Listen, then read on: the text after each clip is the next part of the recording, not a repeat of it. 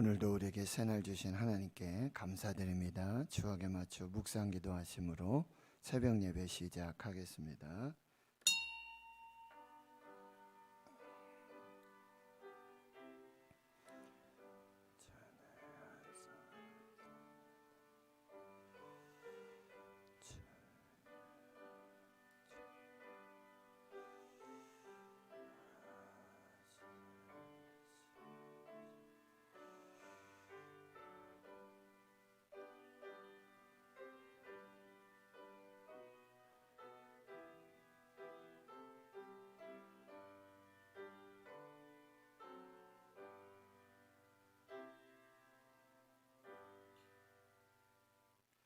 하나님 감사합니다. 오늘도 새날 주시고 새 생명 주심 감사합니다.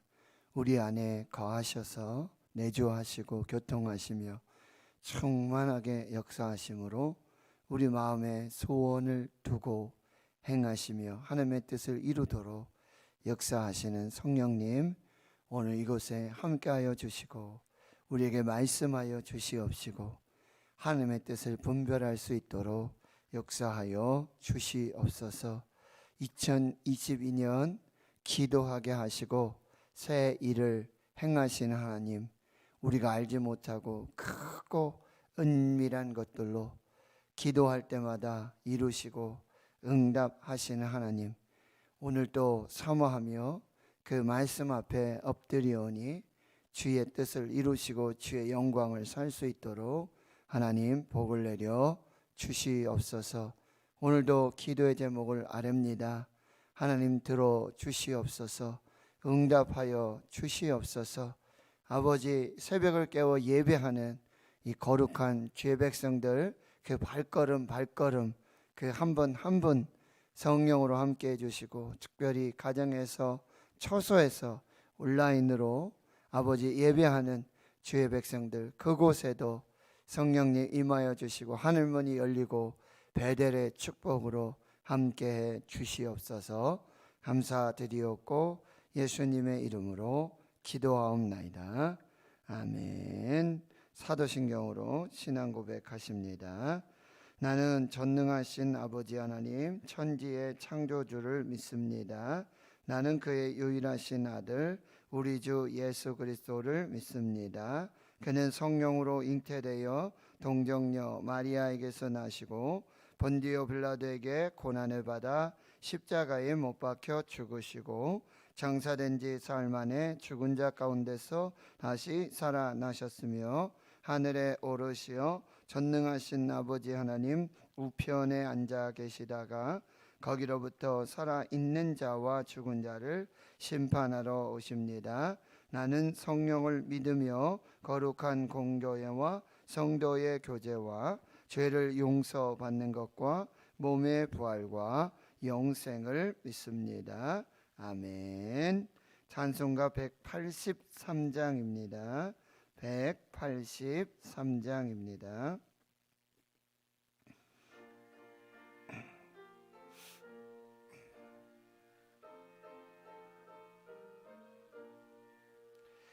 빈들의 마른 풀같이 시들은 나의 영혼, 주님이 약속한 성령 간절히 기다리네.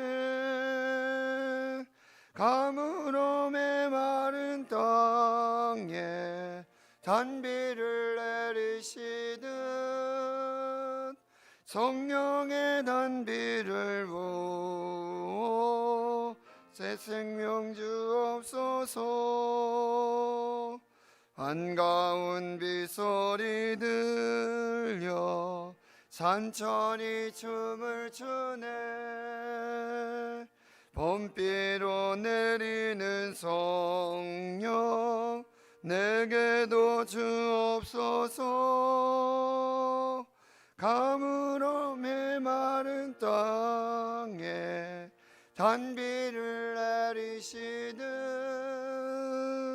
성령의 단비를 부어 새 생명 주옵소서. 절 따라 우러를 내려 초목이 무성하니 갈급한 내 심령 위에 성령을 부소서.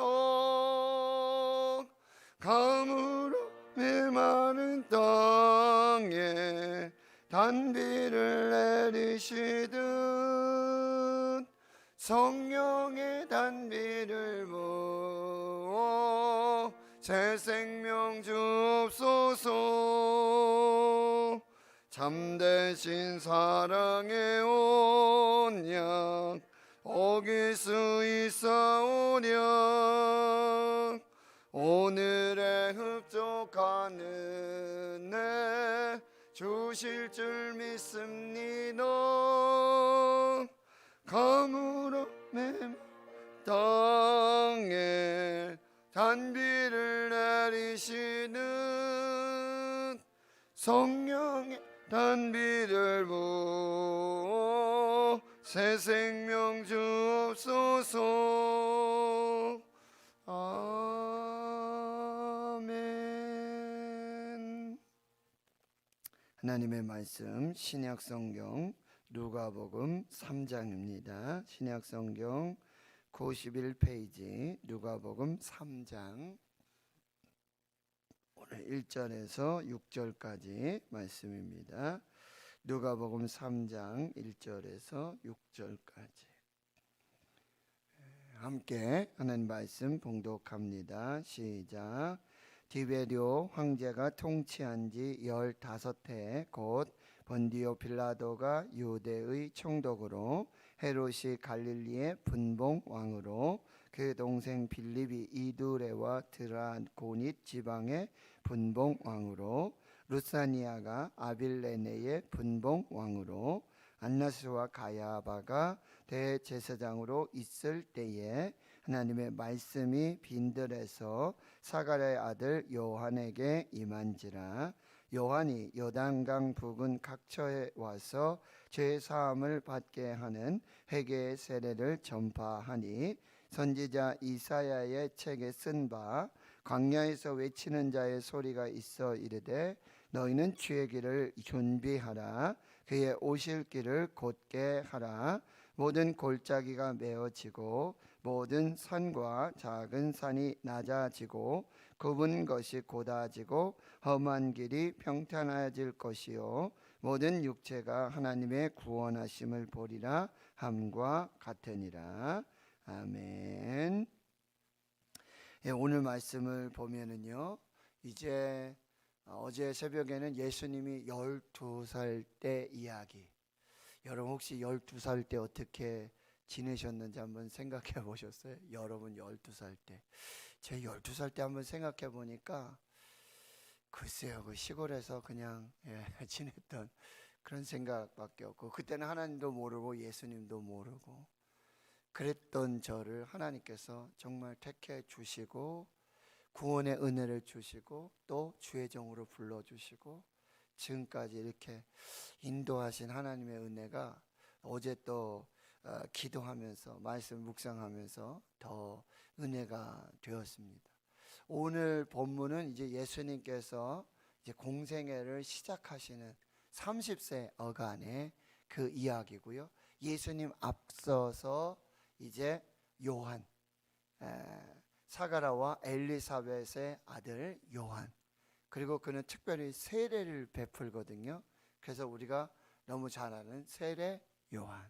예수님의 제자 중에서도 요한이 있지요. 그 요한하고는 또 다른 사람입니다. 바로 이 세례 요한. 마태복음에서는 세례 요한이 광야에서 지내면서 이제 낙타 털옷, 가죽띠를 띠고 메뚜기와 석청을 먹었던, 그리고 이스라엘에 가보면은요 요단 근처에 사해가 있습니다. 그렇죠? 사해 바다. 그쯤에 이제 지금 세례 요한이 그곳에서 금식하면서 따로 이제 구별된 그런 거룩한 삶을 살았던 그 에센에파라고 하는 에센 공동체. 당시에 이제 이스라엘에는, 유다에는 여러 종교 어떤 사상이라 그럴 거예요. 우리가 보면 뭐 예장 통합, 뭐 합동, 감리교, 순복음, 침례교 뭐 이렇게 좀 나누어지듯이 지금 보면은 사두개파, 바리새파, 그 다음에 여기 SNF파, 금식하면서 기도하면서 따로 어쩌 구별된 거룩한 삶을 사는 그런 SN 공동체들이 이렇게 나오고, 거기에 보면은 이제 두루마리 이사야의 성경이 그곳에서 발견이 돼요. 그 동굴 속에서. 그래서 발견된 사본이 바로 사해 사본. 여러분 혹시 이렇게 들어보셨을 거예요. 그런 세례 요한이 이제 등장하게 되는 그 이야기가 이제 오늘 본문의 이야기입니다. 그런데 3장 1절에 보면 바로 그때가 지금 역사적으로도 어떤 때인지를 우리에게 알려주는데요. 디베리오 황제가 통치한 지 15해가 되었을 때다. 이 디베리오 황제는 여러분 예수님이 태어나던, 그러니까 약 30여 년 전이에요. 지금 2장 1절에 보니까 가이사 아구스도가 있죠. 초대 황제입니다. 그리고 그 2대 황제가 지금 3장 1절에 디베리오 황제, 이제 30여 년이 지나고 있고요. 역사에서는 티베리우스 황제라고 하고, 예수님께서 이제 성전에 들어가셔서 뭐 세금 얘기를 하셨을 때 가이사의 것은 가이사에게, 하나님의 것은 하나님에게 라고 이제 은전, 동전 하나를 가지고 거기 있는 흉상, 거기 있던 사람이 바로 이 디베리오스 황제의 모습입니다. 그때는 이제 로마 제국이 다스리는 그런 시대잖아요. 그때 유다에는 이제 총독이 로마에서 파송된 그런 총독, 여러분이 일제시대 때에 조선 총독부가 있었잖아요. 이토우 히로부미, 그런 거 마찬가지예요. 그래서 그때의 총독이 너무나 유명한 본디오 빌라도, 우리 사도신경에도 등장하는, 예수님은 십자가에 못 박으라고 결정한 사형권은 오직 이 로마 총독에게 있었거든요. 그 사람이 바로 이 빌라도, 본티우스 필라토스, 본디오 빌라도가 유대 총독으로 있었던 때고요. 그리고 헤롯이 갈릴리의 분봉왕, 마태복음 2장에 보면 예수님이 태어날 때 동방박사들이 왔을 그때 왕이 헤롯 왕이거든요. 그런데 그때 왕은 대헤롯, The Great Herod, 헤롯 대왕이고요. 지금 여기 나오는 헤롯은 이제 갈릴리의 분봉왕, 30년이 지났잖아요. 그 아들입니다. 그 아들을 이제 헤롯 가문이기 때문에 그냥 헤롯 왕이라고 이렇게 얘기하고, 이 분봉왕은 헤롯 대왕이 있을 때, 예수님 태어날 당시에 헤롯 대왕은 혼자서 갈릴리 그리고 사마리아, 유다 이런 지역들을 다 다스렸어요. 그런데 그 아들 대에서는 이 지역을 4개 지역으로 나누어서 각각 이렇게 왕이 돼서, 그래서 분봉왕, 이 분봉이라는 것은 4분의 1이라는 의미가 있어요. 그래서 지금 이 헤롯이 갈릴리 쪽에, 북쪽에 갈릴리 쪽에 분봉왕, 그래서 이때는 헤롯 안티파스라고 그러고요.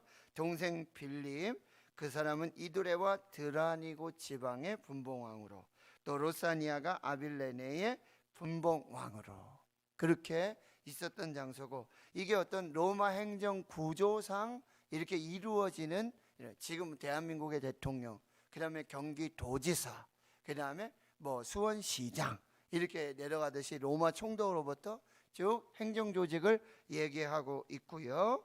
그 다음에 이제 2절에 보면 이제 영적인 이 종교계의 그런 지금 상황을 얘기해주고 있는데, 안나스와 가야바가 대제사장으로 있을 때다. 안나스 그리고 가야바는 안나스의 사위예요. 안나스는 가야바의 장인이고, 그러니까 요즘 우리가 종교계에서, 기독교에서 나오는 왜 세습 문제 이런 거 있지 않습니까? 그런 부분들도 우리가 한번 생각해 볼 수 있습니다. 안나스와 가야바가 대제사장으로 있을 때, 이 안나스와 가야바는 여러분 예수님을 십자가에 못 박도록 이 바리새인들, 뭐 사두개파 이 민중들을 막 선동해서 결국 본디오 빌라도 앞에 가서 예수를 십자가에 못 박게 해달라고 외치던 그 사람들이 바로 이 안나스와 가야바입니다.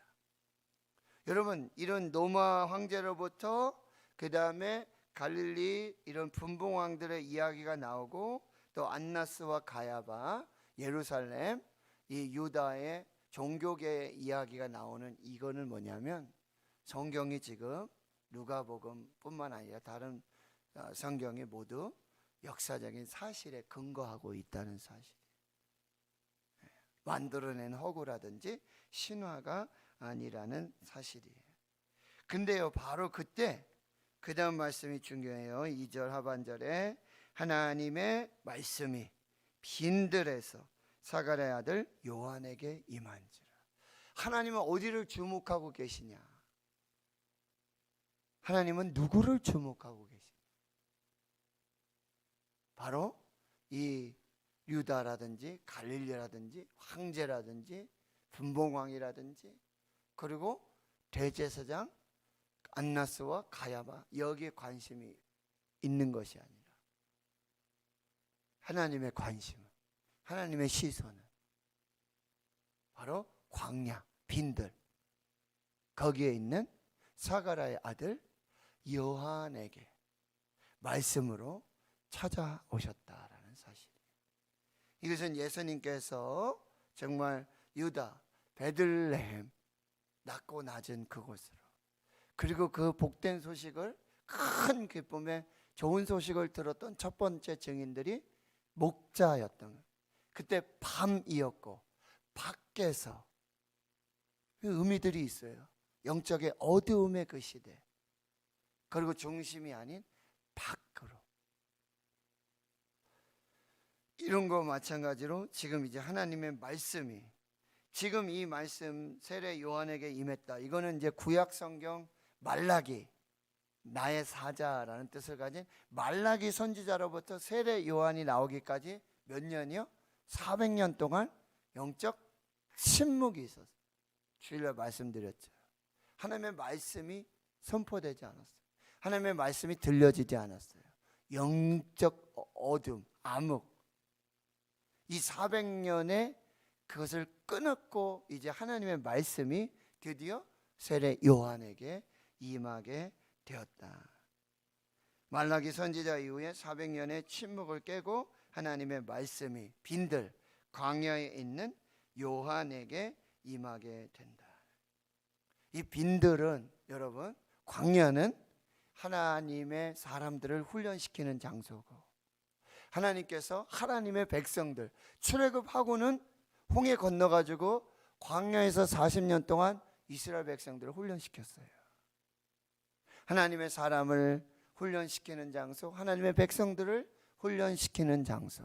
그때 어떻게 해요? 하늘문 여시고 만나와 메추라기를 주시고 구름기둥 불기둥으로 아무것도 없는 곳에 하나님이 임재하셔서 하나님이 함께 해주셔서 하나님이 모든 것이 되시고 하나님이 전부가 되시는, 여러분 혹여나 지금 광야 빈들, 아무것도 없는, 아무 일도 할 수 없는, 거기에 하나님이 주목하고 계시고, 거기 하나님께서 말씀으로 임재하시고 함께 하신다. 이것을 여러분들이 꼭 기억하세요. 여기 하나님의 말씀이라는 거 바로 레마예요. 레마. 이 레마의 말씀은 내게 주시는 말씀, 나에게 주시는 말씀, 나만 듣게 하시는 말씀, 나만 깨닫게 하시는 말씀, 마치 내 옆에 서서 나에게만 말씀하시는 그 말씀이 바로 세례 요한에게 임하고 있다는 거예요. 이 말씀은 이제 누가복음 1장 37절에 가브리엘 천사가 이 마리아에게 와서 수태고지를 하는 그런 장면, 하나님의 말씀은 대저, 하나님의 말씀은 능하지 못한 것이 없다라고 했던 그 말씀과 동일한 말씀이요, 레마. 그 말씀을 의미하고 있어요. 그 말씀이 요한에게 임했다. 예레미야 선지자에게 하나님의 말씀이 임했다. 이 말씀 뭐예요? 비로소 이제 예레미야가 선지자가 된 거예요. 나비, 하나님의 입의 말씀을 전하는 이 나팔이 되었다는 의미와 똑같은 거예요. 드디어 세례 요한이 이제 선지자의 역할을 감당하고 있다라는 것입니다. 오늘 또 광야 같은 세상에 여러분 하나님의 말씀은 그 화려한 왕궁이라든지 화려한 그런 성전, 대제사장들 그곳이 아니라 하나님은 어디를 주목하시냐? 빈들, 광야. 광야는 여러분 미드바르라고 그러는데 그 하나님의 말씀은 다바르라고 그래요. 그러니까 광야에 하나님이 말씀이 임하는 곳. 하나님 그곳을 주목하고 계시고 그곳을 찾아오시고 그곳에서 말씀하신다는 것. 저와 여러분의 이 코로나 팬데믹으로 인한 광야 같은 이 삶 속에 그러니까 오히려 있잖아요. 우리가 하나님 만나고 하나님 말씀 받고자 하면 막 세상에 소란하고 막 그런 장소가 아니에요. 바로 오히려 조용하고 한적하고 하나님께 집중할 수 있는 그 장소. 모세에게도 여러분 호렙산 떨기나무 아래 바로 그곳으로 임하는 거예요. 다윗에게요 광야로 동굴 속으로, 엘리야에게 로뎀나무 아래 호렙산 동굴 속으로 하나님 그곳에 주목하고 그곳에서 말씀하신다는 것. 이것을 여러분 기억하시고 오늘도 우리에게 주시는 하나님의 말씀, 레마의 말씀을 여러분 기다리시고 그 말씀으로 우리가 살게 될 것을 믿으시며 하나님 앞에 서 있을 수 있는 저와 여러분이 되어야 하는 거예요. 3절 보세요. 이제 요단이 요단강 그근 근처에 와서 죄사함을 받게 하는 회개 세례를 전파했다.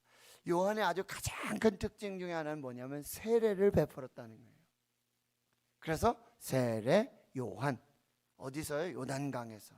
세례는 물이 있어야 되거든요. 물로 세례를 베푸는 거죠. 그런데 여러분 물이 어떤 죄를 씻는 어떤 그런 특수한 어떤 뭐 기능이 있고 이런 걸 떠나서 이 상징적인 의미죠. 바로 우리 내면의 죄, 이것을 다 깨끗하게 씻겨주시는 그 의미가 바로 세례의 의미예요. 그런데 회개의 세례, 지금 세례 요한은 유대인들에게 와서 죄사함을 받는, 회개하라 천국에 가까이 왔다라고 하는 죄사함을 받게 하는 회개의 세례를 전파했다. 그런데 여러분 죄사함의 은혜는 오직 예수 그리스도의 십자가와 보혈과 그 부활에 밖에 없어요. 죄를 사해 주시는 분은 예수예요. 왜냐하면 예수 이름의 뜻, 우리가 성탄을 하면서 예수 이름의 비밀을 살펴봤잖아요. 예수라는 이름이 자기 백성을 그들의 죄에서 구원할 구원자, 죄를 사해 주시는 분은 오직 예수 그리스도예요. 예수 그리스도의 십자가와 부활밖에 없어요. 근데 세례 요한이 와서 죄사함을 받게 하는 회개의 세례를 베풀었다. 그 세례 요한으로부터 죄의 사함을 받는 것이 아니라 세례 요한은 예수님의 길을 예비하는, 그 다음 말씀이 나오잖아요. 이사야 선지자의 예언대로 광야에 외치는 자의 소리. 소리는요 광야에서 소리가 나도 누가 듣는 사람도 없고 다 퍼지고 사라지는 것밖에 되지 않잖아요. 세례 요한의 삶이 그랬어요. 그는 이제 나중에 헤롯에게 의해서 목베임을 베서 죽게 되잖아요. 그냥 형상의 이슬로 사라져 버리게 된다는 거죠. 광야에서 외치는 자의 소리. 광야는 아무도 듣는 사람도 없고 사람이 모이지도 않는 바로 그곳에서 외치는 자의 소리로서 선지자의 사명을 감당했던 사람이 바로 세례 요한이에요. 근데 그가 하는 얘기는 주의 길을 준비하는 거예요. 이제 주님이 오셔서, 이 얘기는 뭐냐면 여러분 황제라든지 왕이 어느 지역을 이렇게 순례하고 행차를 하게 되면 그 전에 반드시 미리 와서 그 길을 도두고, 골짜기는 도두고, 그리고 높은 곳은 깎아내고, 웅덩이를 도두고, 그런 역할들을 하는 그 사람들이 먼저 미리 온단 말이에요. 그 역할을 했던 사람이 누구냐? 바로 세례 요한이라. 그래서 세례 요한은 요한복음에서도 바리새인들과 사두개인들이 이 광야로 와가지고 네가 누구냐라고 계속 물어. 네가 메시아냐? 왜 세례를 주거든요. 그리고 막 하나님의 말씀을 선지자 역할을 하니까 네가 메시아냐? 네가 그리스도냐? 네가 선지자냐? 예레미야냐? 이렇게 물어요. 그럴 때 여러분, 세례 요한은 나는 메시아도 아니고 그리스도도 아니고 예레미야 선지자도 아니고 나는 아무도 아니에요. 나는 오직 주의 길을 예비하는, 주님 오실 길을 준비하는, 광야에 외치는 자의 소리다. 그래서 나는 주님의 신발끈을 들지도 못할, 나는 망하여야 되고 그는 흥하여야 되고, 그렇게 그 사명을 감당했던 바로 세례 요한을 말하고 있는 거예요. 주의 길을 준비하라, 주의 오실 길을 곧게 하라. 그래서 골짜기가 메워지고 모든 산과 작은 산이 낮아지고 굽은 것이 곧아지고 험한 것이 평탄하여질 것이다. 그리고 나서는 이제 세례 요한의 이 사역, 교만을 낮추어서 겸손하게 하고 가난한 마음을 가지고 메시아를 기다리게 하는 그 세례 요한의 사역 뒤로 이제 모든 육체가 하나님의 구원을 보는 예수 그리스도의 은혜, 예수 그리스도의 역사를 보게 될 것이다. 이 사명을 감당했던 사람이 바로 세례 요한이라고 한다는 것입니다.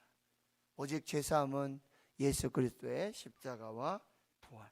그래서 사도행전 19장에 보면은요, 에베소 교회 이야기가 나오는데 거기 에베소 교회 지도자 중에 아볼로가 있었는데 아볼로가 이제 고린도로 가 있는 사이 사도 바울이 3차 전대용을 해가지고 에베소로 와서 복음을 전하는데 너희가 무슨 세례 받았느냐?